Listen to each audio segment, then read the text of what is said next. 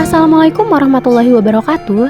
Jadi di sini saya akan menjelaskan proyek bersama teman saya, yaitu penambahan proyek tentang pewarisan dengan proyek UTS sebelumnya. Dan saya membuatnya ini dokter gigi. Saya akan coba menjelaskan proyek baru ini, yaitu tentang warisan, dimana seperti yang dilihat dalam Java, semua kelas yang termasuk membangun Java AVI adalah subkelas dari subkelas objek. Contoh hierarki kelas di bawah ini bisa dilihat objek kelas A, kelas B, kelas C. Beberapa kelas di atas adalah kelas utama dalam hierarki kelas, dikenal sebagai superkelas pokok sementara. Beberapa kelas di bawah kelas dalam hierarki kelas dikenal sebagai subkelas. Nah, di sini adalah superkelasnya. Yang di bawah-bawah ini adalah subkelasnya.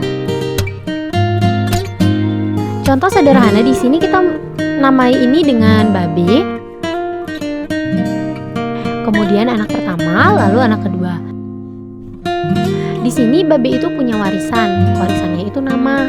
Nah, untuk warisan nama ini bakalan diturunin ke anak kedua dan pertama. Kemudian anak pertama dan kedua ini bakalan mewarisi warisan dari babe, yaitu nama. Sebenarnya tujuan dari pewarisan ini yaitu untuk menghemat waktu kita ketika penulisan coding. Contohnya di sini kita sudah membuat kelas pasien sebagai superkelasnya dengan warisannya itu string name. Di sini kita sudah menulis codingannya P1.name sama dengan Yuda. Sistem out print pasien pertama plus P1.name. Nah, kita run. Pasien pertama Yuda. Jadi karena ini belum ada subkelasnya, jadi kita akan membuatnya. Kita buat kelas pasien 2. Nah, di sini sebagai subkelas kita tidak perlu nulis string name lagi. Kita akan ngambil warisan dari superkelasnya dengan kata kunci extend spasi pasien. Di sini kita ketik hampa kosong ya. Oke, kita akan copy ini.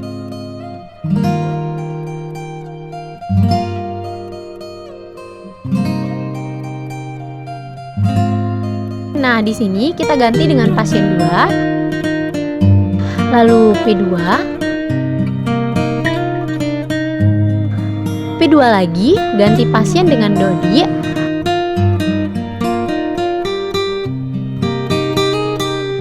Lalu pasien kedua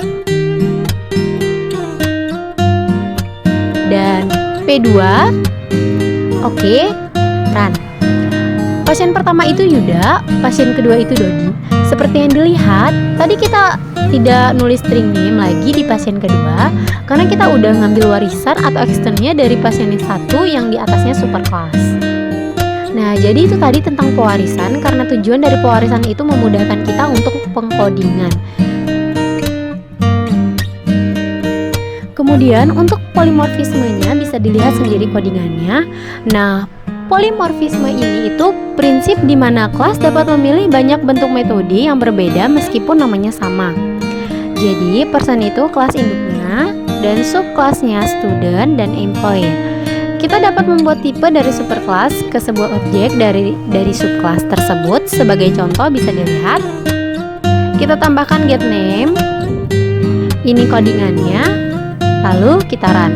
Dan ini hasilnya. Mungkin sekian dari kami. Terima kasih sebelumnya. Lebih kurangnya kami mohon maaf. Wassalamualaikum warahmatullahi wabarakatuh.